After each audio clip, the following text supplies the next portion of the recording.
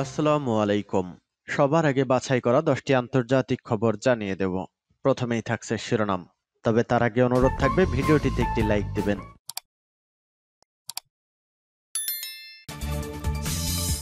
জানিয়ে দিব হাতে থাকা সর্বশেষ আপডেট আন্তর্জাতিক সংবাদ। প্রথমেই সংবাদ শিরোনাম, রাশিয়ার গভীরে ইউক্রেনের ড্রোন হামলা। এরপর জানিয়ে দিব ইরান প্রেসিডেন্টের চোখ এবার কৃত্রিম বুদ্ধিমত্তায়। এদিকে কানাডা কখনো যুক্তরাষ্ট্রের অঙ্গরাজ্য হবে না, ট্রাম্পের প্রস্তাব প্রত্যাখ্যান ট্রুডোর। এরপর জানিয়ে দিব এরদোগান আমার বন্ধু, তাকে আমি সম্মান করি বলেছেন ট্রাম্প। আরো জানিয়ে দিব ভারতের দখলে থাকা 5 কিলোমিটার এলাকা পুনরুদ্ধার বিজিবির ভিত্তিহীন বলল বিএসএফ। সর্বশেষ জানিয়ে দিব সিরিয়ার ওপর নিষেধাজ্ঞা স্থগিত করতে ইইউকে চাপ দিচ্ছে জার্মানি। এতক্ষণ শুনছিলেন সংবাদ শিরোনাম, এবারে বিস্তারিত। তবে অনুরোধ থাকবে ভিডিওটিতে একটি লাইক করবেন এবং কমেন্ট করে জানিয়ে দিবেন এই ভিডিওর মূল আলোচ্য বিষয়, কানাডা কখনো যুক্তরাষ্ট্রের অঙ্গরাজ্য হবে না, ট্রাম্পের প্রস্তাব প্রত্যাখ্যান ট্রুডোর। ট্রাম্প যদিও দীর্ঘদিন ধরে বলে আসছে ক্ষমতায় গেলে পৃথিবী জুড়ে যত যুদ্ধ হচ্ছে সব থামিয়ে দিবেন তিনি, যদিও সেই যুদ্ধগুলো কিভাবে থামাবেন তার সুস্পষ্ট কোনো দিক নির্দেশনা তিনি দেননি। তবে এবার একের পর এক যেভাবে তার দেশের আশেপাশের দেশগুলো তিনি দখল করতে চাচ্ছেন, তাতে মনে হচ্ছে তিনি আরও তৃতীয় বিশ্বযুদ্ধ লাগিয়ে দিতে পারেন। দর্শক, এই সম্পর্কে আপনার মন্তব্য কি? রাশিয়ার গভীরে ইউক্রেনের ড্রোন হামলা। রাশিয়ার অভ্যন্তরে সারাটাভ অঞ্চলে ড্রোন হামলা চালিয়েছে ইউক্রেন। এতে অ্যাঞ্জেলস শহরে বড় ধরনের একটি অগ্নিকাণ্ডের ঘটনা ঘটেছে।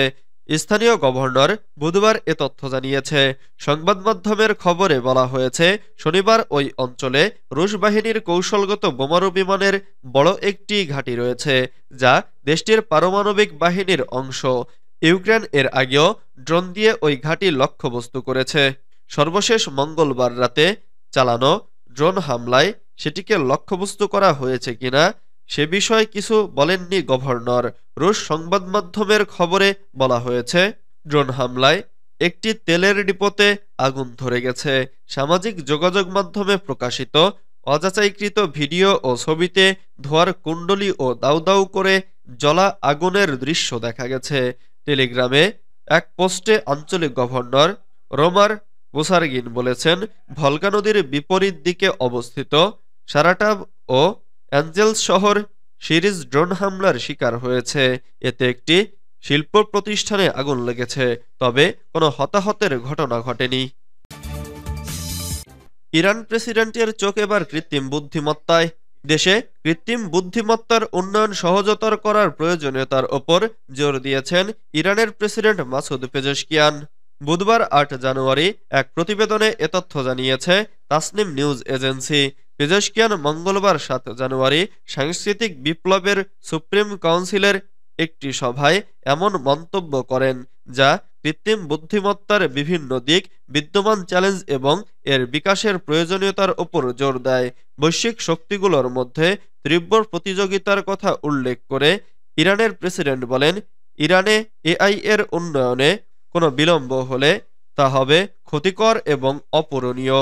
পেজেশকিয়ান বলেন, আমাদের এআই নিয়ে বিশ্বব্যাপী গৃহীত পদক্ষেপ নিবিড়ভাবে পর্যবেক্ষণ করতে হবে। পরবর্তী পর্যায়ে আমাদের উচিত নীতি তৈরি, আইন প্রণয়ন, চ্যালেঞ্জ দূর করা এবং এআই এর উন্নয়নে প্রয়োজনীয় পদক্ষেপ নেওয়া। এছাড়া পেজেশকিয়ান বিজ্ঞান, প্রযুক্তি ও জ্ঞানভিত্তিক অর্থনীতির ভাইস প্রেসিডেন্টকে বিশ্ববিদ্যালয়, গবেষণা কেন্দ্র এবং সংসদের এআই বিশেষজ্ঞদের এর বিভিন্ন দিক নিয়ে অধ্যয়নের দায়িত্ব দিয়েছেন। কানাডা কখনো যুক্তরাষ্ট্রের অঙ্গরাজ্য হবে না, ট্রাম্পের প্রস্তাব প্রত্যাখ্যান ট্রুডোর।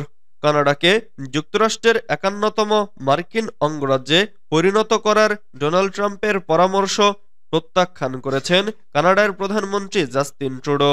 কানাডার পররাষ্ট্রমন্ত্রী মেলানি জেলি ট্রাম্পের মন্তব্যকে কানাডার শক্তির প্রকৃতি সম্পর্কে সম্পূর্ণ অজ্ঞতা বলে আখ্যায়িত করেছেন।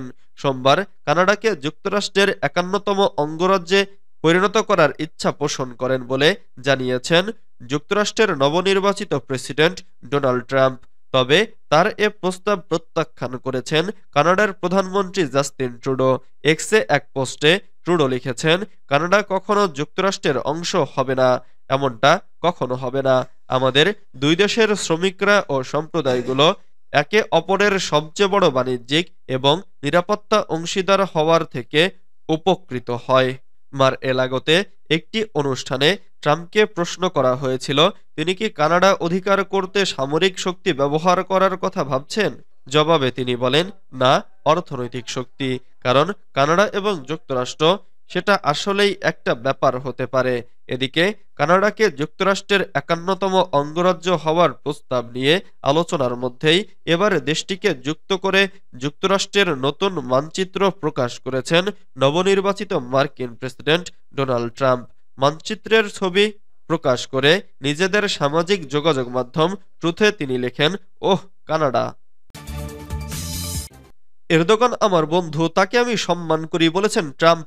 আসাদ সরকারের পতনের পর সিরিয়ার ভবিষ্যৎ নির্মাণে তুরস্ক গুরুত্বপূর্ণ ভূমিকা পালন করবে বলে মন্তব্য করেছেন নবনির্বাচিত মার্কিন প্রেসিডেন্ট ডোনাল্ড ট্রাম্প।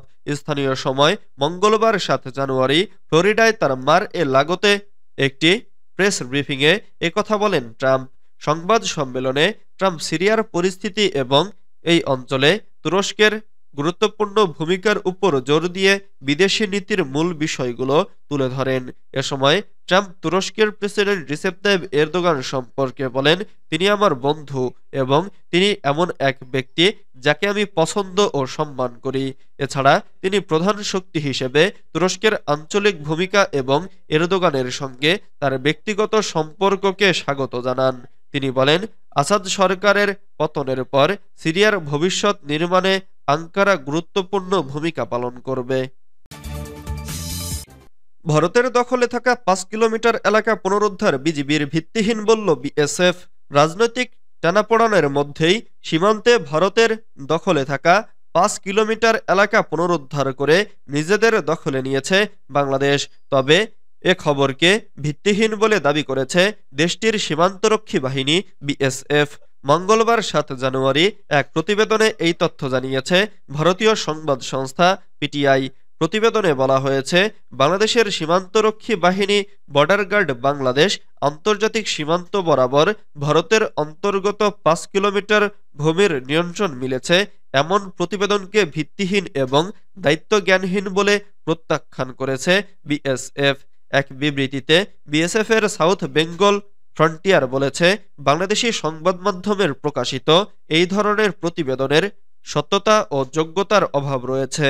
বিএসএফ আরও বলেছে, পশ্চিমবঙ্গের উত্তর ২৪ পরগনা জেলার বাগদা ব্লকের রাংঘাট গ্রামের ভারতের দিকের এলাকাটি নিয়ে প্রশ্ন তোলা হয়েছে। সেখানে কোদালিয়া নদী বরাবর আন্তর্জাতিক সীমানা রয়েছে এবং ওই নদীর উভয় পাশে রেফারেন্স পিলারের মাধ্যমে সেটি ভালোভাবে চিহ্নিত করা রয়েছে। সেখানকার আন্তর্জাতিক সীমানা এবং বিএসএফ এর ডিউটি প্যাটার্ন কয়েক দশক ধরে অপরিবর্তিত রয়েছে। সিরিয়ার ওপর নিষেধাজ্ঞা স্থগিত করতে ইইউকে চাপ দিচ্ছে জার্মানি। সিরিয়ার ওপর নিষেধাজ্ঞা তুলে নেওয়ার জন্য ইউরোপীয় ইউনিয়নকে চাপ প্রয়োগ করেছে জার্মানি। ক্ষমতাচ্যুত স্বৈরশাসক বাশার আল আসাদের শাসনের ওপর ব্যাপক নিষেধাজ্ঞা আরোপ করেছিল ২৭ দেশের জোট ইইউ। এখন নতুন প্রশাসনের ওপর থেকে আরোপিত নিষেধাজ্ঞা প্রত্যাহার চায় জার্মানি। মঙ্গলবার ৭ জানুয়ারি এক প্রতিবেদনে এ খবর দিয়েছে বার্তা সংস্থা রয়টার্স। সম্প্রতি সিরিয়ায় সফর করে এসেছেন জার্মান পররাষ্ট্রমন্ত্রী আনালেনা বেয়ারবক, সঙ্গে ছিলেন ফরাসি পররাষ্ট্রমন্ত্রী জ্যানুয়েল ব্যারট। ইউরোপের এই দুই পররাষ্ট্রমন্ত্রী সিরিয়ার অন্তর্বর্তীকালীন সরকারের প্রতি সমর্থনের চিহ্ন হিসেবে এই সফর করেন। সেখানে তারা গত মাসে বাশার আল আসাদের শাসনের পতনের পর যুদ্ধবিধ্বস্ত দেশটিকে সাহায্য করার সমর্থন প্রকাশ করেন। এছাড়া জাতিগত ও ধর্মীয় গোষ্ঠীগুলোর পাশাপাশি নারীদেরও সংবিধান প্রণয়ন প্রক্রিয়া ও ভবিষ্যৎ সরকারে অন্তর্ভুক্ত করার আহ্বান জানাতে এই সফরের মূল উদ্দেশ্য ছিল।